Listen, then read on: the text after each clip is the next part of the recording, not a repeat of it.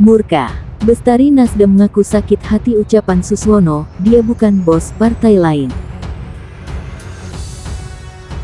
Lembaga LSI DDJA merilis hasil survei Pilkada Jakarta 2024. Hasilnya, paslon Cagup-Cawagup Jakarta nomor urut 1 Ridwan Kamil Suswono unggul tipis dari paslon Cagup-Cawagup Jakarta nomor urut 3 Pramono Anung Rano Karno. Survei dilakukan periode 16 Oktober hingga 22 Oktober dengan jumlah responden sebanyak 800 orang.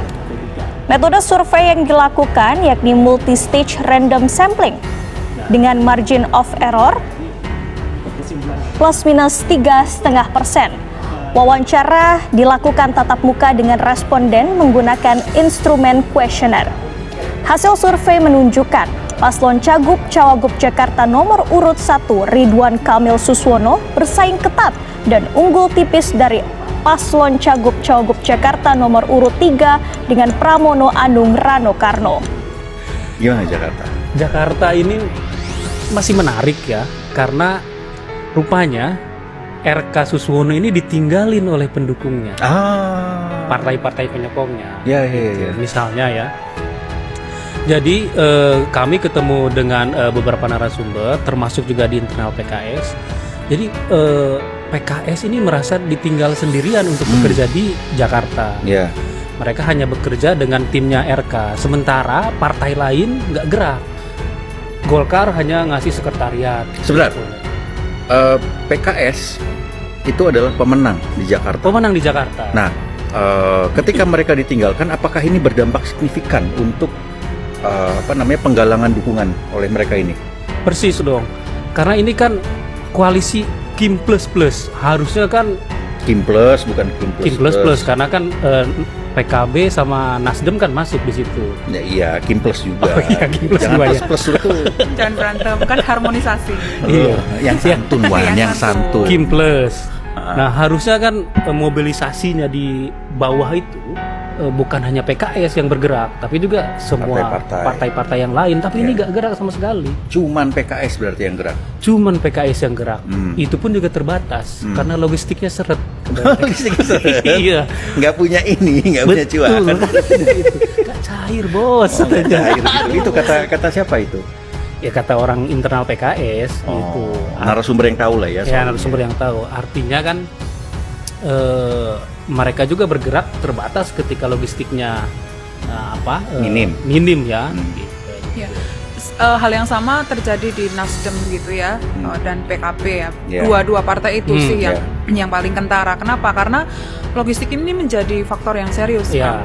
Mereka ini kan sudah habis-habisan di pileg kemarin dan pemilu begitu kan, pilpres ya, dan mereka mengeluarkan ongkos lagi atau kos lagi yang besar untuk pilkada ini kayak mau nggak mau gitu loh, Pram, dan mereka merasa distribusi logistik dari Kim Plus ini tidak merata. Mas Pram minta dukungan ke kita. Kita ini yang punya inisiatif karena meneruskan aspirasi yang memilih kami waktu pileg kemarin. Pas saya menyampaikan dukungan, apakah nanti akan ada gerakan untuk menggalang suara juga? Oh iya pasti.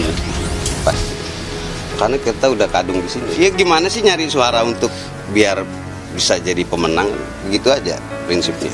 Intinya saya sebagai calon gubernur, saya bukan gubernur satu partai, saya bagi gubernur untuk semua kelompok, golongan, semua partai.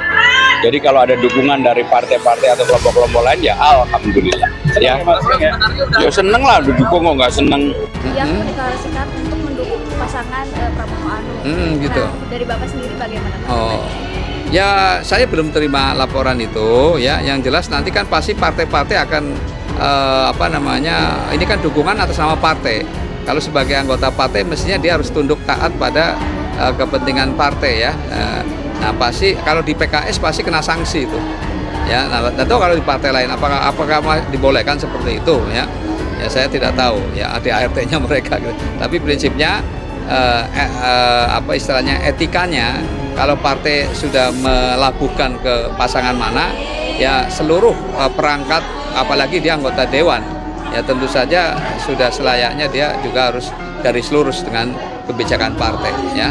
Jadi ya saya sekali lagi ya saya belum tahu laporan itu, saya baru dengar sekarang ya. Udah cukup ya.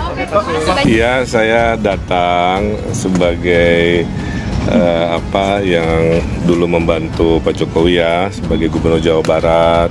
Per hari ini juga masih kurator IKN, bertanya tentang pengalaman beliau khususnya yang teknis tentang Jakarta, karena Pak Jokowi kan dulu Gubernur Jakarta juga. Intinya saya belajar dari keteladanan Pak Jokowi, salah satunya sewaktu menjadi Gubernur Jakarta. Usai pertemuan, Jokowi memuji RK yang ia anggap punya pengalaman sebagai wali kota Bandung maupun Gubernur Jawa Barat. Bapak Ridwan Kamil ini kan memiliki pengalaman sebagai Gubernur Provinsi Jawa Barat, sehingga saya kenal betul beliau. Dan yang kedua tadi juga diskusi mengenai perencanaan untuk Jakarta, gagasan-gagasan besar untuk Jakarta, saya kira semuanya sudah sangat jelas sekali. Pengamat politik Agung Baskoro menilai pertemuan RK dengan Presiden Prabowo dan mantan Presiden Jokowi sulit dilepaskan dari agenda Pilgub Jakarta. Menurut Agung, RK berharap tuah dari efek istana di tengah isu terpecahnya dukungan dari Kim Plus dan tren elektabilitas yang makin ketat dengan pesaingnya. Pendukung ataupun elit partai yang mendukung koalisi Indonesia Maju Plus untuk RK ini memang terpecah, tidak solid, tidak optimal dalam memastikan RK dapat berkah elektoral dari didukung oleh Kim Plus. Kenapa kemudian beliau harus mencari momen untuk makan malam dengan Pak Jokowi atau makan malam dengan Pak Prabowo, makan siang dengan Pak Jokowi, supaya apa? Supaya mengalir Prabowo efek, Jokowi efek, atau saya sederhanakan tadi sebagai bagian dari istana efek, Mas Tifal. Sejumlah survei terbaru menempatkan elektabilitas pasangan Ridwan Kamil Suswono bersaing ketat dengan pasangan Pramono Anung Rano Karno.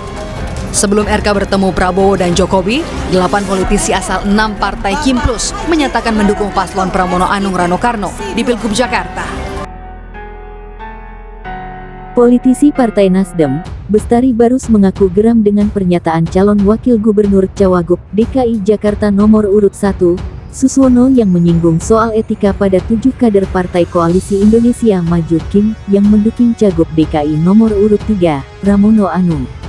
Menurut Bestari, Suswono dalam kapasitas sebagai Cawagup tidak berhak mengatur urusan partai lain. Dia kan Cawagup, ngapain ngurusin partai lain, harus bagaimana-bagaimana, ujar Bestari kepada wartawan, Jumat tanggal 1 November tahun 2024. Pernyataan Suswono, kata Bestari, memberi kesan seolah-olah Partai Kim harus mengikuti langkah PKS memberikan sanksi kepada politikus yang mendukung pasangan Pramono Rano.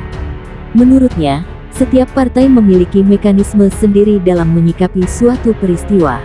Saya tersinggung, partai saya ikut terseret, partai saya ikut diseret-seret, seolah-olah harus mengikuti apa yang dilakukan PKS, ucapnya. Lebih lanjut, ia menyarankan agar Suswono fokus pada urusan pencalonan sebagai Cawagup. Mulai dari materi, jadwal, dan strategi kampanye agar tidak melakukan blunder atau kesalahan yang dapat mengurangi keterpilihan. You kader PKS urusin aja PKS. You urusin langkah-langkah kampanye, urusan materi kampanye, jadwal, jangan menyampaikan narasi yang menyakiti umat sampai harus mengklarifikasi, sampai harus minta maaf, istighfar. Jangan malah ngurusin partai lain, dia bukan bos di partai lain, pungkasnya. Sebaliknya, justru ia menilai adanya kader dari partai anggota Kim yang membelot ini sebagai bahan evaluasi dengan menjalin komunikasi baik kepada para politisi lain. Barang siapa sudah memberi rekomendasi dirangkul, tapi kalau ada yang seperti ini ya jangan langsung reaksioner menegur partai politik. Gak usah panikan, pungkasnya. Sebelumnya, Suswono mengatakan ketujuh politisi yang mendukung Pramono seharusnya tunduk pada kebijakan partai. Ia mencontohkan politisi PKS yang melakukan itu maka akan diberikan sanksi tegas karena melanggar etika. Etikanya kalau partai sudah melabuhkan ke pasangan mana, ya seluruh perangkat, apalagi dia anggota dewan, ucap Suswono.